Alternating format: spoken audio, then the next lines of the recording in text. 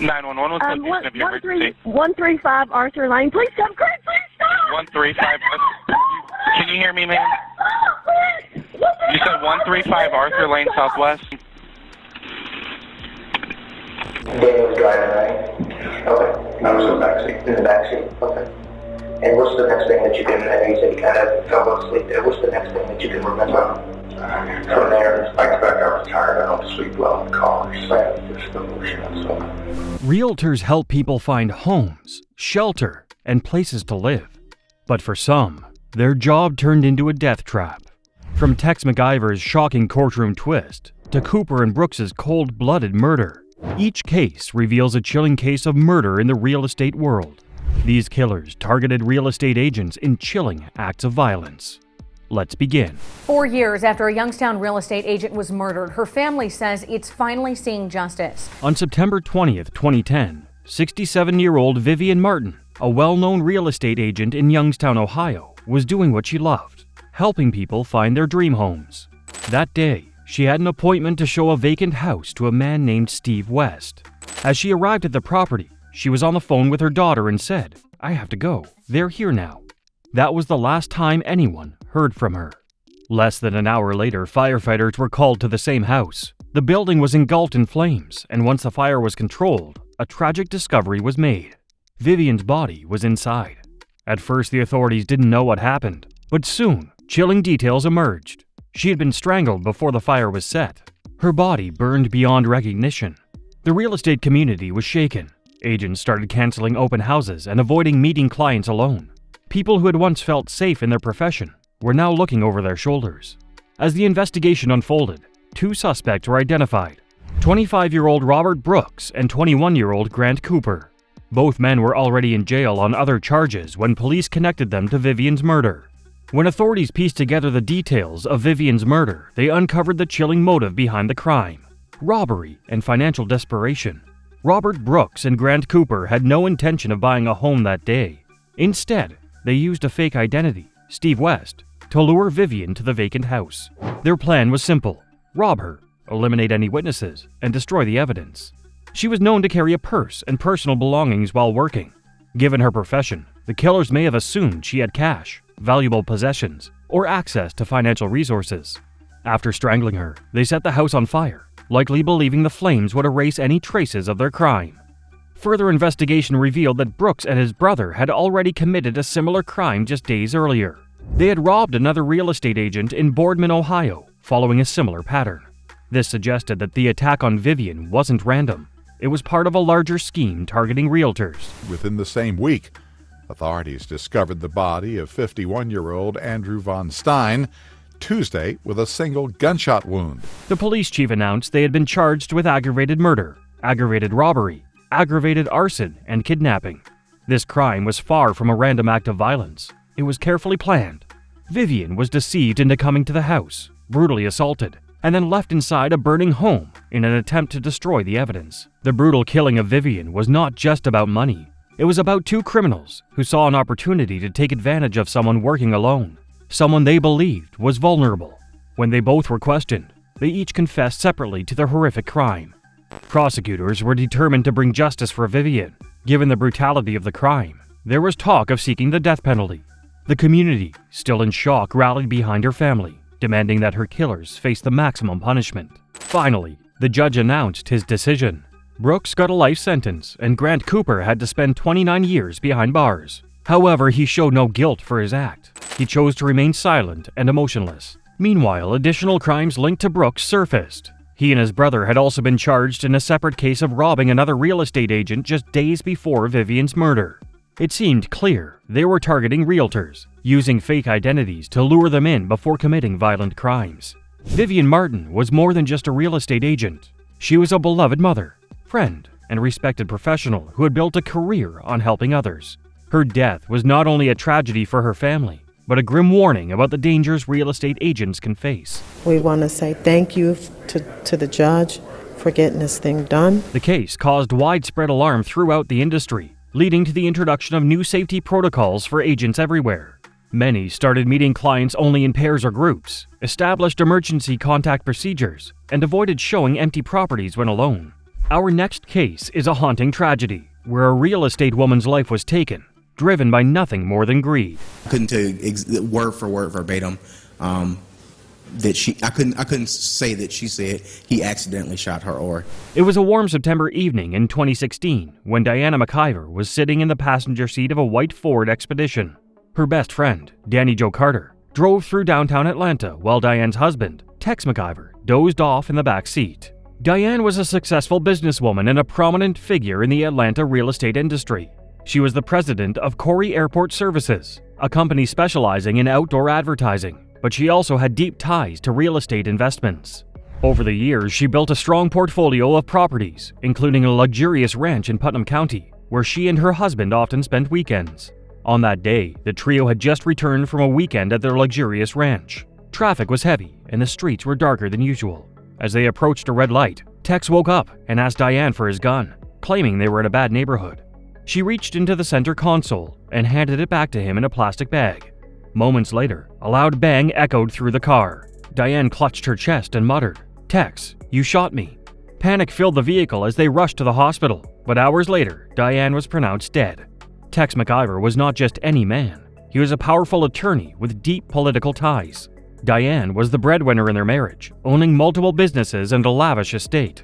While their relationship seemed perfect from the outside, prosecutors believed there was something sinister beneath the surface. You actually physically stopped at the red light. Can you say to the jurors whether or not you hit a bump? No, we did not. Investigators dug deep into Tex McIver's financial records and found troubling details. Beyond financial motives, investigators also examined Tex's behavior immediately after the shooting. He instructed Danny Jo to drive them to Emory University Hospital, bypassing closer medical facilities. Some experts suggested that quicker medical attention might have saved Diane's life. Adding to the mystery, forensic experts analyzed the gun's firing mechanism. The revolver had a heavy trigger pull, meaning it wasn't easy to fire accidentally. The position of Tex's hand and the way the gun discharged also raised doubts about his version of events. At the trial, the state said Tex was having money problems. His salary at the law firm was getting smaller, and he had borrowed a lot of money from Diane, including $350,000. If he didn't pay her back, she could take away their favorite ranch. With Diane dead, Tex could benefit financially. Prosecutors pointed out that just months after her death, Tex auctioned off Diane's expensive belongings, her designer clothes, jewelry, fur coats, and even her hats. He also made suspicious statements, telling one person that Diane had died in a car accident, and another that he was cleaning his gun when it accidentally went off. Tex McIver's trial lasted over a month, with dozens of witnesses taking the stand. The jury was left with two possibilities. Was this an intentional act, or a tragic accident? The prosecution insisted Tex planned Diane's murder to secure financial stability. They argued that if he had truly loved her, why would he fire a gun inside a moving car, just minutes away from a hospital? The defense, however, claimed it was an unfortunate mistake. Tex had a sleep disorder and was startled awake, accidentally pulling the trigger. They emphasized that killing Diane in front of a witness made no logical sense. Ultimately, the jury found him guilty of felony murder, meaning they believed he did not plan the killing, but did intentionally fire the weapon. He was sentenced to life in prison.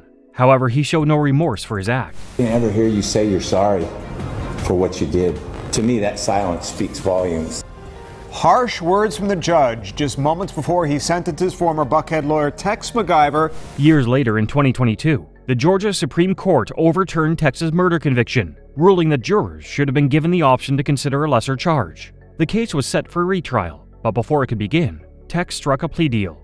On January 26, 2024, Tex McIver pleaded guilty to involuntary manslaughter, a charge that acknowledged his reckless actions but stopped short of intentional harm.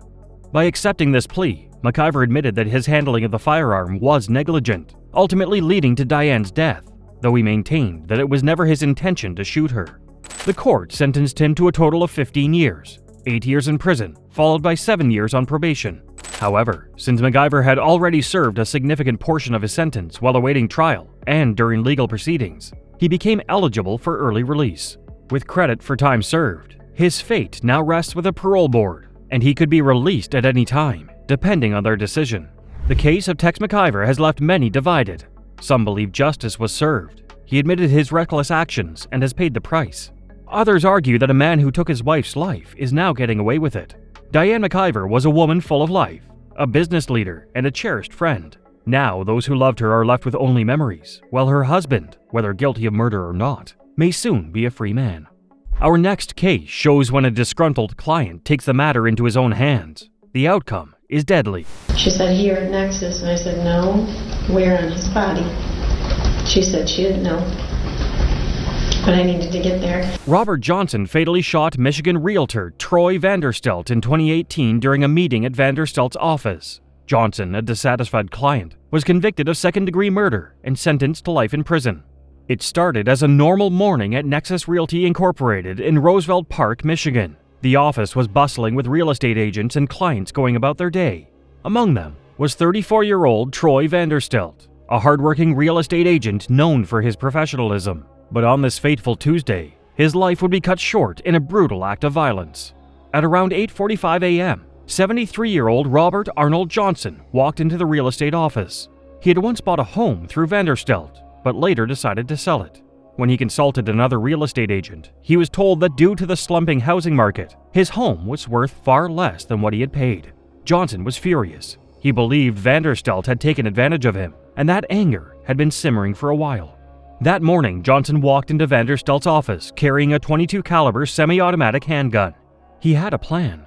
He lured VanderStelt into the conference room, pretending to go over some paperwork. As the real estate agent focused on the documents, Johnson stood beside him, pulled out the gun, and fired a single shot to his temple. An employee in the office heard the gunshot and rushed to the conference room, only to find VanderStelt slumped over. Johnson, meanwhile, calmly walked out of the office, got into his car, and drove straight to the home of his former son-in-law. There, he handed over the gun and told him what he had done. When police arrived at the Norton Shores home, they found Johnson waiting. He was arrested without resistance and taken to the Muskegon County Jail, where he was held without bond. VanderStelt was rushed to Mercy Health Partners Hackley campus, but doctors couldn't save him. He was pronounced dead at 12:45 p.m. Johnson was charged with first-degree premeditated murder and using a firearm during the commission of a felony.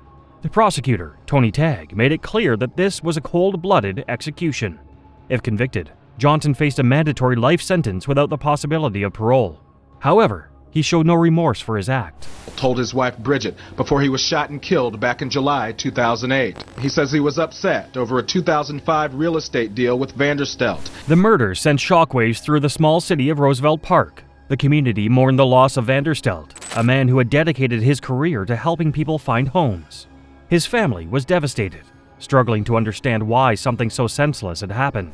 You made the conscious decision to hide behind a gun, close your eyes, and blame an innocent individual for your problems. Johnson, a man nearing the end of his life, had thrown everything away over a real estate deal gone wrong.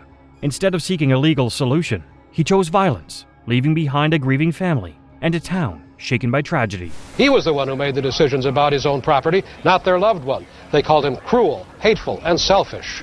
A home's value can rise and fall, but a life lost can never be regained.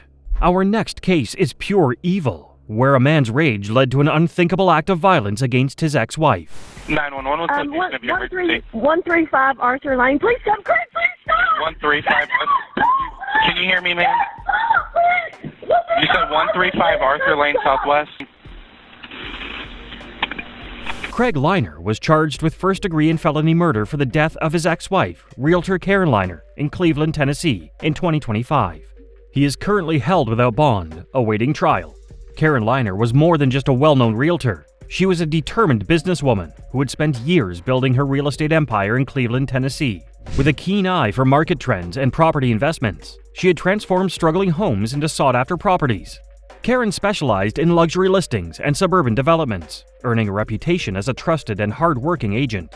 On a quiet morning in Cleveland, Tennessee, tragedy struck outside a peaceful suburban home. Karen Liner, a woman trying to move on from her past, was standing in her driveway when her ex-husband, Craig Liner, arrived. Within moments, gunshots echoed through the neighborhood. Karen lay lifeless, and Craig Liner became the prime suspect in a case that would shock the community. Craig and Karen had been divorced, but their conflicts hadn't ended. There were unresolved issues between the couple. On that fateful day, surveillance footage showed Karen yelling at Craig as he pulled into her driveway. At first, Craig seemed like he was leaving. He walked into the garage, got into his car, and started the engine. But then, something changed. He stepped out, pulled a gun, and fired at Karen. When she collapsed, he fired again, making sure she wouldn't survive. As investigators searched for answers, Craig's cousin, Jay Collins, became a key witness. The night before the shooting, Collins noticed nothing unusual about Craig's behavior, but the next day, everything changed. Craig showed up at Collins' house and said chilling words, "It's over." When asked what he meant, Craig replied, "I finished it." The weight of those words sank in. Collins knew his cousin had done something terrible. Craig's suspicious behavior didn't stop there. After confessing in his way, he asked Collins to hide 3 guns in his house. Instead of helping him, Collins did the right thing. He immediately called law enforcement. This tip helped authorities quickly piece together the case. Further investigation revealed that Craig had been struggling. He had recently been fired from his job as a pharmacist at CHI Memorial Hospital and was in the process of selling the home he once shared with Karen. But none of this justified the horrifying act he committed. Craig Liner was arrested and taken to court. As he sat before the judge, the overwhelming evidence against him left no room for doubt. His bond was denied, and the case was sent to a grand jury for further legal proceedings. Justice was now in motion. Karen Liner's murder was a heartbreaking reminder of how household conflicts can turn deadly. A woman who had once shared her life with Craig was now gone forever, leaving her family and friends in shock and grief. The actions of these killers left scars that will never fade, turning ordinary real estate transactions into scenes of unimaginable horror. Their stories serve as a grim reminder that danger can strike anywhere, even in the most routine moments of life. In our next video, we'll take a closer look at more chilling cases and intense courtroom battles filled with unexpected twists.